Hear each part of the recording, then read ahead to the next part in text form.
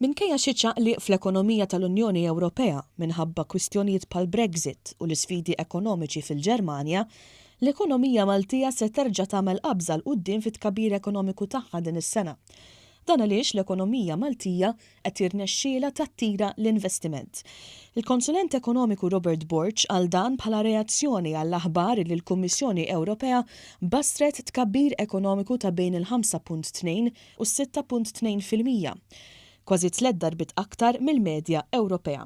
Dan minkejja li kwistjonijiet bħal Brexit, it-tensjoni bejn l-Istati Uniti u ċ-Ċina u r-reċessjoni fl-Italja fost l-oħrajn kapaċi jkollhom impatt negattiv fuq l-ekonomija Ewropea anke fil-futur. L-ekonomija Maltija qed jirnexxielha tattira l-investiment. Xi fisser dan? Ifisser il-fiduċja fl-ekonomija Maltija, il-fiduċja fil-policies li l-Gvern qed iwettaq biex jattira l-investiment qegħdin jaħdmu. U l-iktar fattur ewlieni, l-akbar fattur li wassal biex dan it-tkabbir jibqa' sostnut kien il-fatt li l-investiment baqa' sostnut. L-investiment allura qed jikkrea ħafna xogħol fil-pajjiż, qed jiġu ħaddiema barranin jaħdmu għaliex hawn il-produttività, hawn l-investiment, hawn id-domanda għalihom. U dan qed iwassal biex aktar flus qegħdin jimxu fl-ekonomija Maltija. Ma' One News ukoll il-kap eżekuttiv tal-Borża ta' Malta Simon Zammit spjega li t-tkabbir ekonomiku huwa frott id-domanda fil-konsum domestiku u l-investiment u li l-Kummissjoni Ewropea qed bassar illi anke fis-snin li ġejjin Malta se tara tkabbir sostanzjali fil-konsum domestiku, l-infiq kapitali u tkabbir ta' setturi bħall-infrastruttura u t-turiżmu. U minn dan it-tkabbir ekonomiku għandu jgawdi il-ħaddiem ukoll.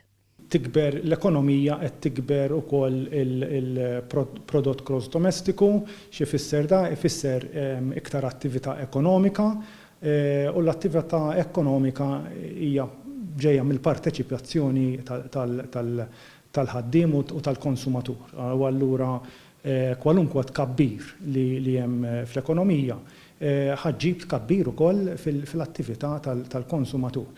Għas-settur tas-suq kapitali, it-tkabbir ekonomiku ta' Malta ifisser li hemm aktar flus biex kumpaniji ġodda u anki dawk eżistenti ikomplu jinvestu f'proġetti differenti.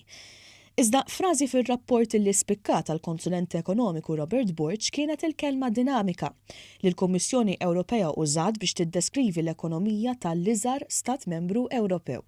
Bil-kontra dak li ġara fl-ekonomija Ewropea, l-ekonomija Maltija il-tbassir ġie rivedut il-fuq. U għedin naraw kif is-sena 2018 it-tkabbir ekonomiku huwa proġettat li laħħaq jew ser laħħaq il-minimu ta' 6.2% li huwa aktar minn 4 darbit aktar mill-medja tal-Unjoni Ewropea. Iżda id-tbassir tal-Kummissjoni Ewropea ma kienx l-unika aħbar tajba għal gżiritna din il-ġimgħa. Simon Zammit qal li anke l-Borża ta' Malta qed bassar sena rekord fil-parteċipazzjoni ta' kumpaniji ġodda u eżistenti, anke jekk fis-snin li ġejjin kwistjonijiet internazzjonali jitfgħu pressjoni fuq it-tkabbir ekonomiku.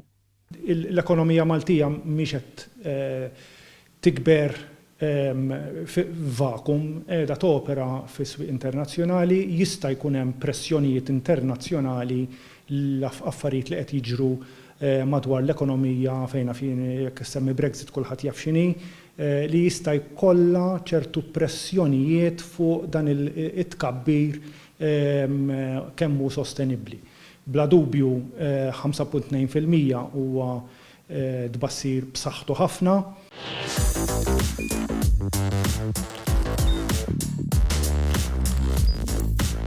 Idħol fuq one.com.mt u hemmhekk tista' tara l-programmi kollha li jxandru fuq One permezz ta' One Play.